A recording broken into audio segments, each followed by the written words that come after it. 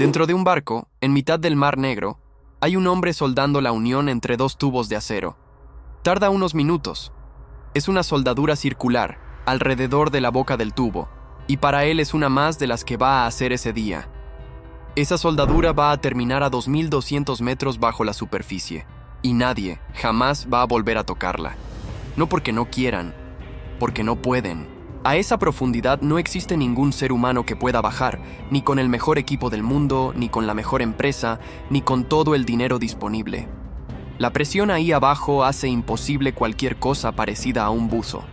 La soldadura que ese hombre acaba de hacer solo tiene una oportunidad.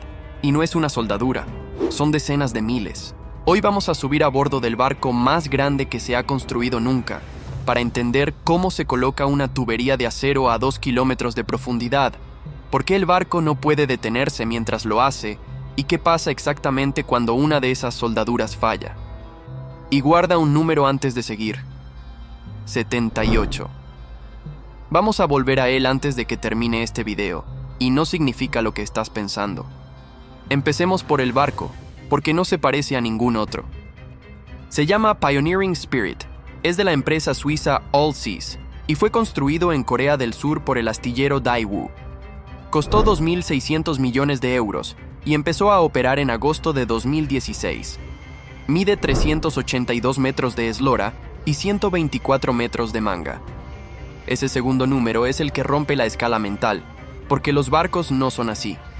Un portacontenedores enorme tiene unos 60 metros de ancho, este tiene el doble, y por una razón muy concreta que vamos a ver enseguida.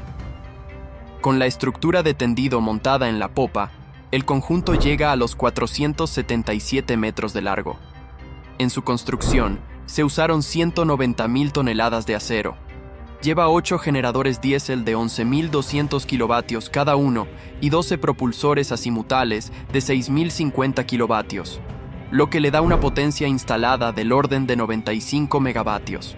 Alcanza 14 nudos, y a bordo pueden vivir 571 personas.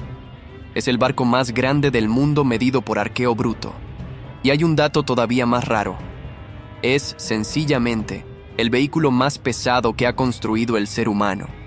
No el barco más pesado, el vehículo. Piensa en eso un segundo. Ningún avión, ningún tren, ningún camión minero, ninguna cosa que se mueva por su propia cuenta pesa lo que pesa esta máquina. Y esa máquina se mueve, todos los días, mientras trabaja. Su capacidad de izado en proa llega a las 48.000 toneladas. Es la cifra que explica por qué existe. Fue diseñado para levantar plataformas petrolíferas enteras de una sola pieza, en un solo movimiento, en vez de desmontarlas en el mar. Pero lo que nos interesa hoy es la otra mitad de su trabajo, porque este barco también es la mayor fábrica de tuberías flotante que existe. Ahora hay que entender qué es exactamente lo que hace, porque la palabra tender engaña. Un barco tendedor no arrastra una tubería ya hecha. La fabrica mientras avanza. Dentro del Pioneering Spirit hay lo que la industria llama una fábrica de dobles juntas. Los tubos llegan en tramos y ahí dentro se sueldan de 2 en 2 antes de entrar en la línea principal. Y en la línea principal hay 6 estaciones de soldadura y 6 estaciones de recubrimiento, funcionando de forma continua. Cada unión pasa por su estación, se suelda, se inspecciona, se recubre para protegerla de la corrosión y avanza. Y detrás de ella viene la siguiente. La tubería sale por la popa del barco creciendo metro a metro y va bajando hacia el fondo.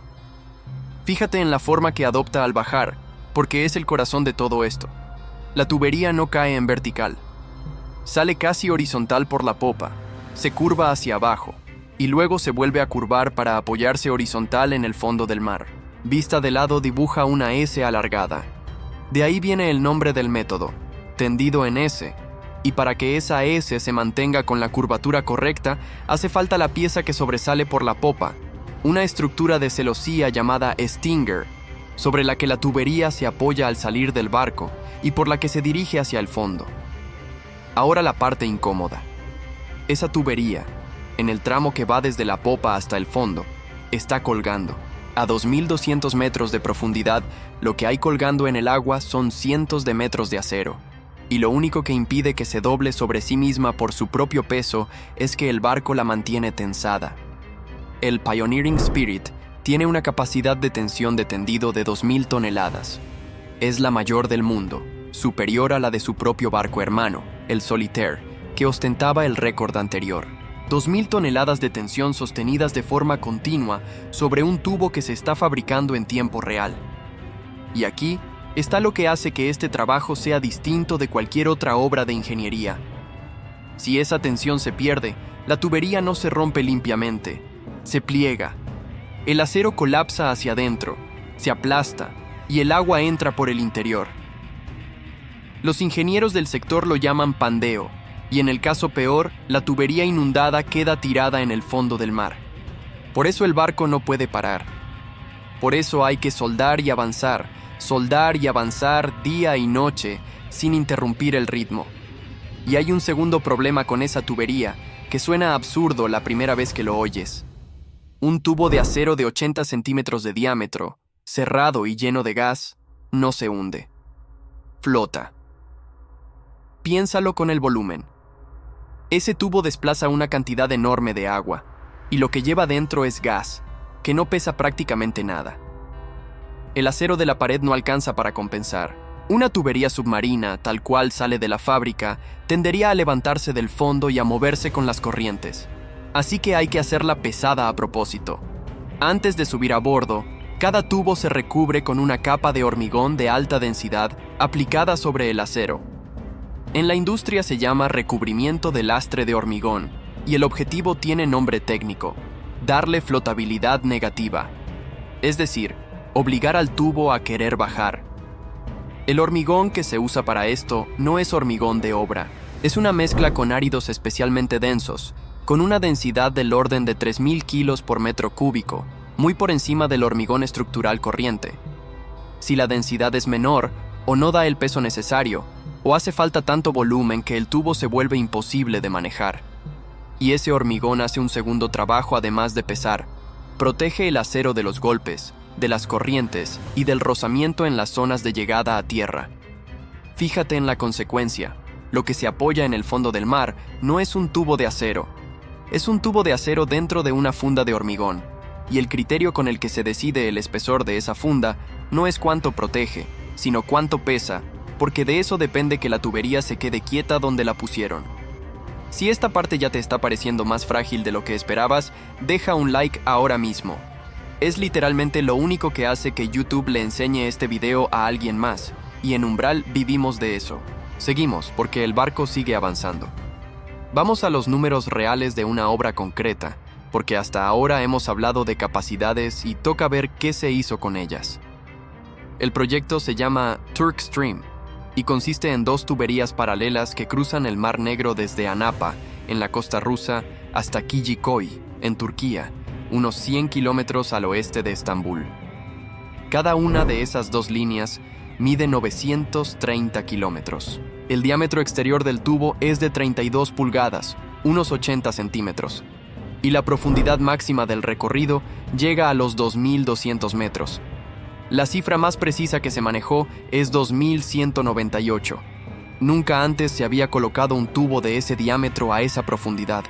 Ese es el récord y sigue definiendo el límite del sector. El tendido empezó el 23 de junio de 2017.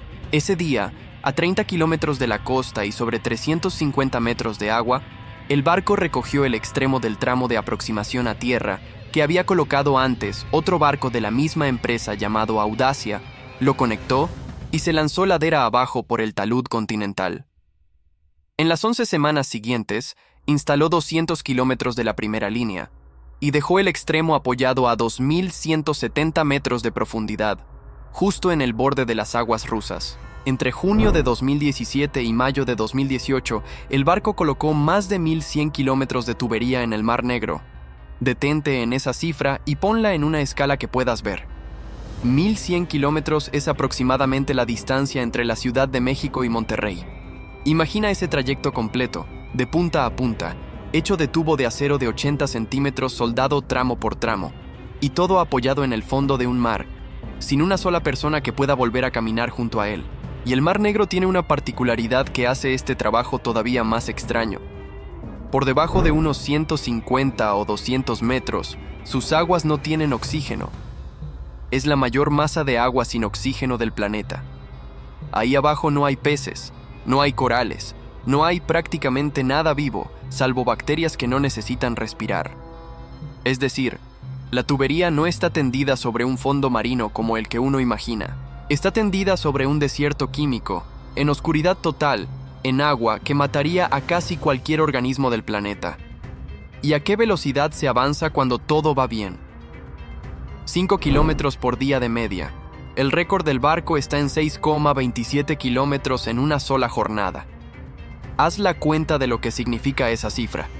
5 kilómetros de tubería al día son cientos de tubos que entran por un extremo del barco y salen soldados por el otro, cada 24 horas, en mar abierto. Y cada una de esas soldaduras tiene que aguantar décadas a 2 kilómetros de profundidad. Ahora sí, la pregunta que lleva todo el video esperando. ¿Por qué no se puede arreglar después? La respuesta empieza por el ser humano. Existe una técnica llamada buceo de saturación, en la que los buzos viven durante semanas dentro de una cámara presurizada para poder trabajar a gran profundidad sin subir y bajar cada día. Es el sistema más extremo que existe, y es real. Hay gente que se gana la vida así, reparando tuberías, soldando estructuras y haciendo inspecciones en oscuridad total. Vale la pena entender por qué existe ese sistema, porque explica dónde está el límite. El problema de bajar no es bajar, es subir. Cuando un cuerpo pasa tiempo a presión, los gases que respira se disuelven en la sangre y en los tejidos, y si esa presión se libera de golpe, esos gases vuelven a formar burbujas dentro del cuerpo. Por eso hay que descomprimir despacio, y a mucha profundidad esa descompresión puede llevar días. La solución fue dejar de subir. El buzo entra en una cámara presurizada en el barco, vive ahí dentro a la presión de su profundidad de trabajo durante semanas, y baja y sube cada jornada dentro de una campana que mantiene esa misma presión. Come, duerme y habla por radio ahí dentro, con la voz distorsionada por la mezcla de helio que respira. Solo descomprime una vez, al final de todo el trabajo. Es la forma más eficiente que ha encontrado el ser humano para estar abajo. Y aún así, su límite práctico está en torno a los 300 metros. De hecho, en aguas noruegas se planificó limitar la profundidad máxima de trabajo para buzos a 250 metros, incluso en operaciones de emergencia, rebajándola desde un límite anterior de 360 metros, 250 metros, 300 metros. Ese es el techo humano, y la tubería de la que estamos hablando está a 2200. Detente en esa diferencia, porque no es una diferencia de grado. Ninguna persona ha estado nunca junto a esa tubería, ni la ha visto con sus propios ojos, ni la va a ver. Todo lo que existe de ella, después del día en que salió del barco, son imágenes de cámara y datos de sensores. Es una obra de infraestructura de 1000 kilómetros de longitud que, una vez instalada, ningún ser humano vuelve a tocar en toda su vida útil. ¿Trabajarías tú en una soldadura sabiendo que va a quedar fuera del alcance de cualquier persona durante los próximos 50 años? Y ahora conviene entender qué es exactamente lo que amenaza a esa tubería durante esas décadas, porque no es lo que la gente imagina. Casi nadie piensa en el fondo del mar como un terreno. Se lo imagina plano, como una mesa, y no lo es. Es un paisaje con lomas, hoyos, canales y rocas. Cuando una tubería recta se apoya sobre un terreno que no es recto, no toca en todas partes. Queda apoyada en los puntos altos y suspendida en el aire, o mejor dicho, en el agua, en los tramos intermedios. Esos tramos colgados tienen nombre: vanos libres. Y un vano libre es un puente de acero y hormigón, sin pilares intermedios, hecho por accidente, en medio de una corriente. Aquí está la parte que casi nadie explica bien. Cuando una corriente marina pasa alrededor de un tubo cilíndrico, no lo rodea limpiamente. Se desprenden remolinos, alternándose arriba y abajo, uno tras otro. Cada remolino que se desprende empuja el tubo un poco hacia el lado contrario. El resultado es que el tramo suspendido empieza a vibrar, Se llama vibración inducida por vórtices y basta una corriente moderada para provocarla. Ahora piensa en el tiempo. Esa vibración no es un golpe, es un ciclo que se repite y se repite y se repite durante años. La literatura técnica del sector señala que un vano de estas características puede acumular decenas de millones de ciclos de vibración a lo largo de su vida en servicio, y el acero, sometido a millones de ciclos pequeños, se agrieta. No por exceso de carga, sino por repetición. Es fatiga. Aquí está el dato que cierra el círculo de este video. Ese daño por fatiga no se reparte de forma uniforme por la tubería. Se concentra en los puntos más vulnerables del tubo, y esos puntos son las soldaduras circulares entre tramo y tramo. Exactamente las soldaduras que ese hombre estaba haciendo en la cubierta del barco al principio. Por eso el vano libre no es un detalle geométrico. Es el mecanismo por el que el mar ataca, durante décadas y a razón de millones de golpes pequeños, justo la parte que nadie va a poder revisar nunca de cerca. Y por eso el sector tiene una norma dedicada solo a esto, que establece cuál es la longitud máxima de vano que se puede aceptar antes de tener que intervenir. Cuando un vano supera ese límite, hay que corregirlo desde la superficie. Se vierte grava para rellenar el hueco por debajo, se colocan sacos de mortero o se instalan mantas de hormigón, que es, en la práctica, mandar un barco a echar piedras al fondo del mar en el punto exacto donde un tubo está vibrando demasiado.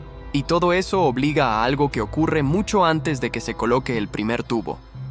El trazado completo de la ruta se levanta previamente con sonar y robots, metro a metro, durante meses, para saber dónde está cada loma y cada hoyo, y para elegir un camino en el que la tubería quede apoyada la mayor parte del tiempo. Ese mapa del fondo se hace una vez, y decide dónde va a estar cada soldadura durante los próximos 50 años. Y aquí conviene deshacer un malentendido, porque a estas alturas suena como si una tubería profunda averiada fuera sencillamente irrecuperable, y eso no es cierto. Sí se puede reparar, solo que nada de eso se parece a lo que imaginas cuando piensas en una reparación. A partir de unos 300 metros, todo el trabajo pasa a hacerse con vehículos submarinos operados por control remoto, desde un barco en la superficie, sin manos humanas. Y para eso existe una familia entera de herramientas diseñadas específicamente para que las use un robot. Conviene detenerse un segundo en qué es exactamente uno de esos robots, porque la palabra robot hace pensar en algo autónomo, y no lo es. Es una estructura del tamaño de una furgoneta pequeña, cargada de focos, cámaras, hélices y 2 brazos manipuladores. No lleva baterías para trabajar. Cuelga de un cable grueso que baja desde el barco y que le lleva la energía, las órdenes y el vídeo de vuelta. Ese cable puede tener kilómetros de largo. Y arriba, en una sala oscura dentro del barco, hay 2 o 3 personas sentadas frente a pantallas, moviendo joysticks. Todo lo que ven del fondo del mar es lo que devuelven esas cámaras. Un cono de luz sobre el lodo, sedimento flotando y un trozo de tubo. Así se hace absolutamente todo lo que ocurra en esa tubería a partir del día en que se instaló.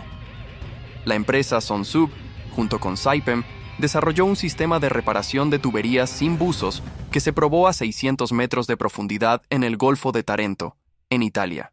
El procedimiento incluye estructuras que levantan la tubería del fondo, el corte de la sección dañada, la alineación de los 2 extremos mediante movimientos laterales y verticales, y la colocación de un tramo de sustitución que se conecta con unos acoplamientos que se sellan por presión. Todo eso con robots, en oscuridad total, sobre el lodo del fondo. Y hay conectores mecánicos comerciales certificados para trabajar hasta 3.000 metros de profundidad. Existe también un caso real de referencia: la reparación sin buzos de una tubería de 12 pulgadas en aguas profundas de Angola, en el bloque 17 del Campo Girasol, realizada a finales de 2009. Así que la respuesta honesta no es que sea imposible, es otra, y es peor. Es que cada una de esas reparaciones es una operación de meses, con barcos especializados que se contratan por día, robots dedicados, piezas fabricadas a medida para ese diámetro y esa presión concretos, y la tubería fuera de servicio todo el tiempo que dure. Por eso el sector no invierte en reparar, invierte en no tener que hacerlo, y eso explica de dónde sale la obsesión con la soldadura del principio. Cada unión se inspecciona a bordo antes de que salga del barco, porque ese es el único momento de toda la vida de esa tubería en que un ser humano la tiene delante y puede rehacerla si algo no cuadra. En el barco, rehacer una soldadura cuesta minutos. En el fondo, cuesta meses y una flota. Ahora vamos a ver qué ocurre cuando una tubería submarina falla de verdad. Y para eso vamos a México. Es la madrugada del viernes 2 de julio de 2021, en la sonda de Campeche, a poca distancia de la plataforma satélite Q-Charlie del activo de producción Ku-Malup-Saab de Pemex. El mar empieza a arder. No es una imagen exagerada. En la superficie del Golfo de México se forma un anillo de fuego de color naranja intenso, girando sobre el agua, con el mar oscuro alrededor. Un trabajador de la plataforma lo grabó y el video dio la vuelta al mundo en unas horas. La prensa lo bautizó de inmediato con el nombre por el que se conoce desde entonces: el Ojo de Fuego. Lo que estaba ardiendo era gas. Una fractura en un ducto submarino lo estaba liberando. Subía a la superficie y se encendió. El complejo Ku-Malup-Saab no es una instalación cualquiera. Es el activo más importante de Pemex y aporta alrededor del 40% de la producción de crudo de la empresa. Si aquel fuego se hubiera extendido a otras instalaciones submarinas de la zona, el problema habría dejado de ser una imagen espectacular. El incendio duró alrededor de 5 horas. 3 embarcaciones contra incendios trabajaron para sofocarlo, y se controló, según informó la empresa, cerrando las válvulas de interconexión del ducto y aplicando nitrógeno. Los barcos tienen nombre, y conviene decirlo porque es la parte de esta historia que no aparece en el video viral: el Isla Santa Cruz, el Bahía de Campeche y el Bourbon Alienor. 3 tripulaciones que pasaron la mañana del 2 de julio maniobrando alrededor de una columna de fuego que salía del mar sin saber con certeza cuánto gas quedaba abajo. El fuego se extinguió a las 10:45 de la mañana. No hubo heridos ni evacuados. Y ahora recupera el número que te pedí que guardaras al principio: 78. 78 metros. Esa es la profundidad a la que estaban las válvulas que había que cerrar. Y por eso bajaron buzos. Léelo otra vez, porque es todo el video en una sola frase. Un ducto submarino se fracturó, el mar se incendió y unos buzos descendieron 78 metros, cerraron unas válvulas con las manos y apagaron el fuego esa misma mañana. 78 metros está muy dentro del alcance humano. Es una profundidad de trabajo exigente, pero absolutamente normal para un buzo profesional. La emergencia se resolvió en horas porque había gente que podía llegar físicamente hasta la avería, y esto merece que lo mires de frente, porque es contraintuitivo. El Ojo de Fuego se convirtió en la imagen de un desastre. Dio la vuelta al mundo precisamente porque parecía incontrolable, sacado de una película. Fue justo lo contrario. Fue un accidente en la zona buena. Fue una avería en el único rango de profundidad en el que un ser humano todavía puede meter las manos. Ahora sube ese mismo accidente a 2.200 metros. Nadie baja. No hay válvula que cerrar con las manos. No hay una mañana en que se resuelva. Hay un barco que hay que contratar, robots que hay que preparar y una tubería que va a estar fuera de servicio durante meses, mientras un país entero espera el gas que pasaba por ella. Esa es la diferencia real entre los 78 metros y los 2.200. No es profundidad. Es si existe o no la opción de mandar a alguien. Conviene añadir 2 cosas sobre el caso mexicano. Por honestidad, un informe de Pemex citado por la agencia Reuters relacionó el episodio con una tormenta eléctrica y lluvias fuertes que afectaron a las instalaciones. Y varias organizaciones ambientales y científicas señalaron públicamente que, al tratarse de una zona restringida, no pudieron acceder al lugar para verificar de forma independiente el alcance de los daños. Ahora mismo, mientras ves este video, hay tuberías de acero apoyadas en el fondo del Mar Negro, del Mediterráneo, del Golfo de México y del Atlántico frente a Angola y Brasil, moviendo gas y petróleo bajo 2 kilómetros de agua. Ninguna persona las está vigilando de cerca, porque no se puede. Lo que hay son sensores de presión en los 2 extremos, inspecciones periódicas con robots y dispositivos que se meten por dentro del tubo y viajan con el propio fluido midiendo el espesor de la pared desde adentro. Y en algún punto de esa línea hay una soldadura hecha por un hombre en la cubierta de un barco, hace años, en un turno cualquiera, que sigue aguantando. Hemos visto el vehículo más pesado jamás construido, moviéndose mientras trabaja. Una fábrica de tuberías con 6 estaciones de soldadura funcionando en mar abierto. Un tubo de acero colgando en el agua, sostenido por 2000 toneladas de tensión para que no se pliegue sobre sí mismo. 5 kilómetros de tubería nueva cada día. Un techo humano de 300 metros frente a una obra que está a 2200. Y un anillo de fuego girando sobre el Golfo de México que se apagó porque, esa vez, alguien pudo bajar. La próxima vez que enciendas la estufa de gas, considera que ese gas pudo haber recorrido 1000 kilómetros por dentro de un tubo apoyado en el fondo del mar, atravesando una soldadura que un hombre hizo una sola vez y que nadie ha revisado con sus propios ojos desde entonces. Si has llegado hasta aquí, suscríbete a Umbral y activa la campana. Aquí desmontamos las máquinas que sostienen el mundo por dentro, con nombres, fechas e informes reales. Y si has llegado hasta el final, dale a me gusta y compártelo con alguien que trabaje en soldadura o en mantenimiento industrial. Dime una cosa en los comentarios. ¿Qué otra cosa crees que existe ahí abajo, en el fondo del mar, que ningún ser humano ha visto nunca con sus propios ojos? En Umbral seguimos desmontando el mundo.